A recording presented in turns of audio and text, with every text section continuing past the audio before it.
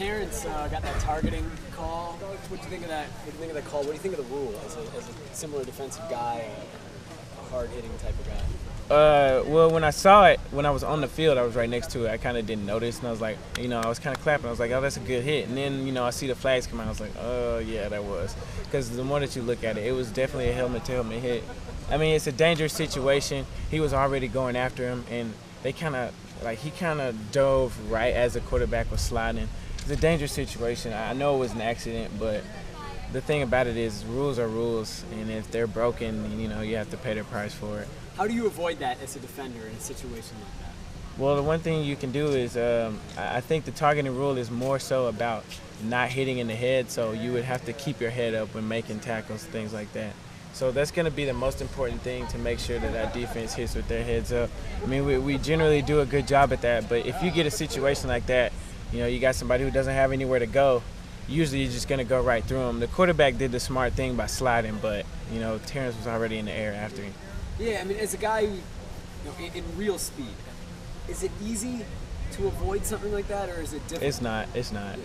It happens like that, You either make the split decision to, okay, I'm just going to let him run out of bounds, or take the chance of him cutting back. No, you're going to go after him. And, I mean, the way that your brain works in the middle of a game is that you're making multiple decisions in milliseconds. And you're thinking about what to do at this certain time. If you could probably hear somebody's brain talking to themselves, they're probably saying 6 different things that they have to look at, things like that, and then they have to pick which one of those things to do.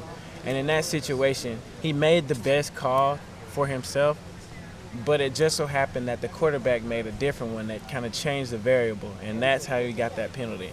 I would say more so, not necessarily the quarterback's fault, but because he slid as Terrence was already going, that's just kind of how that ended up happening. Did the coaches say anything to you guys after that hit? Oh yeah, definitely.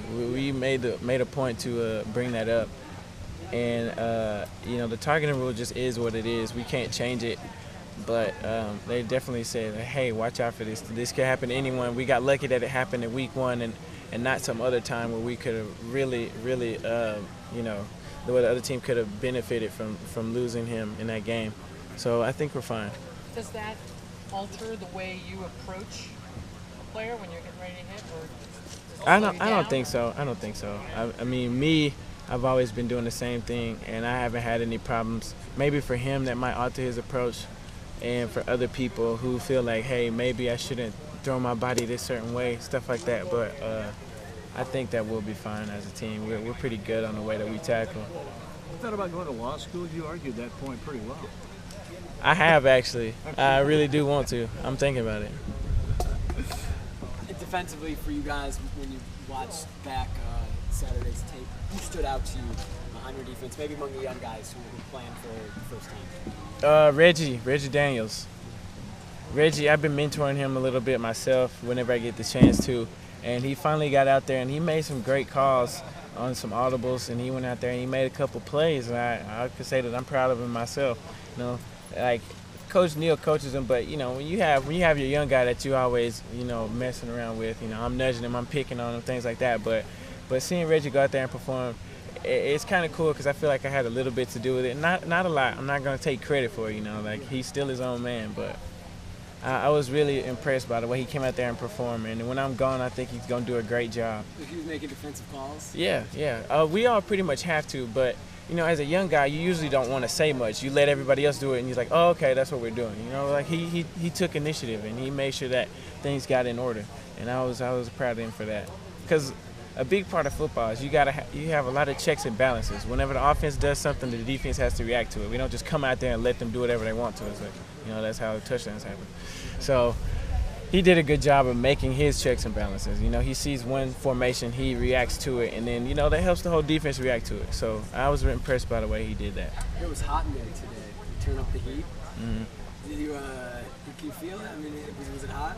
Yeah, it was a little crispy, but it was all good. Did that Tennessee week a few years back? I feel like that one was actually worse. That practice when we were getting ready for Tennessee, that was hot.